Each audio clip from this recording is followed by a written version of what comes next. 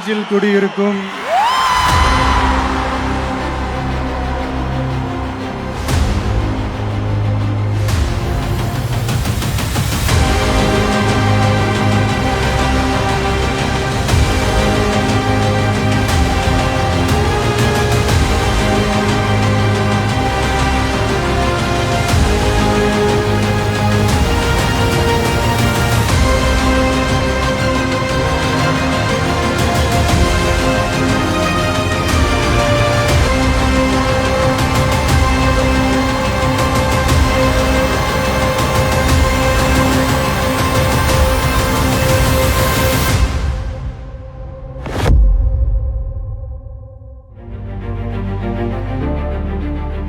அரசியல் கடலை ஆழம் பார்க்க சினிமா சூப்பர் ஸ்டார் ரஜினியே தயக்கம் காட்டி ஒதுங்கிய நிலையில் சர்க்கார் பட உந்துதலோ என்னவோ சுறா நடிகர் விஜய் துணிந்து குதித்து விட்டார்.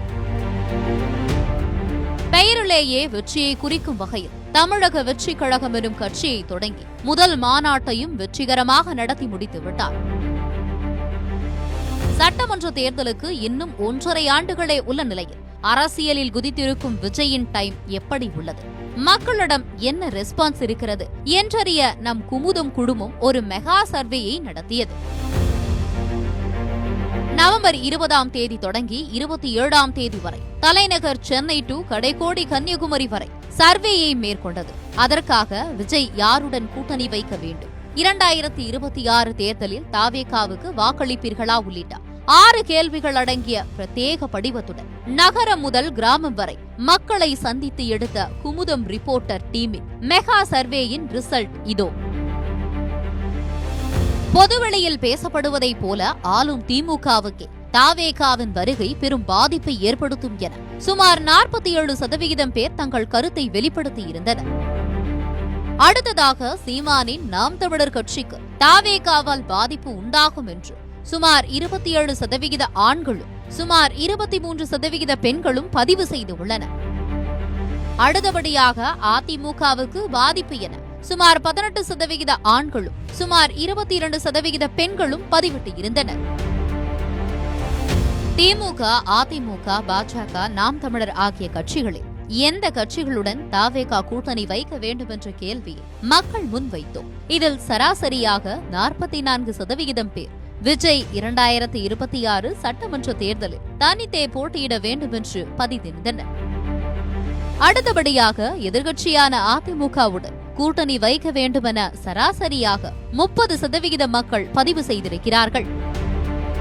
அதே நேரத்தில் சீமான், விஜய் கைகோர்த்தால் அரசியல் களத்தில் மாற்றம் ஏற்படும் என பேசப்பட்டது. ஆனால் நாம் மேற்கொண்ட சர்வேயில் நாம் தமிழர் கட்சியுடன் தாவேகா கூட்டணி அமைப்பதை சுமார் 8% பேர்தான் விரும்புவதை அறிய முடிகிறது. இளைஞர்கள், பெண்கள் மத்தியில் விஜயின் தமிழக வெற்றி கழகத்திற்கு பெரும் ஆதரவு இருப்பதை கண்கூடாக பார்க்க முடிந்தது. புதிய வாக்காளர்களான கல்லூரி மாணவ மாணவிகள் அதிகம் பேர் தாவேகாவுக்கு தான் எங்களின் ஓட்டு என உற்சாகத்துடன் பதிவு செய்தனர். அதிலும் விஜய்க்கு வாக்களிப்பதில் ஆண்களை விட பெண்கள் 13% அதிகமாக ஆர்வம் காட்டுவதை அறிய முடிகிறது. திராவிட மற்றும் தேசிய கட்சிகளுக்கு மாற்றாகவும் மாற்றம் வேண்டும் என்பதிலும் மக்கள் உறுதியுடன் இருப்பதை சர்வே சென்ற பல இடங்களில் உணர முடிந்தது.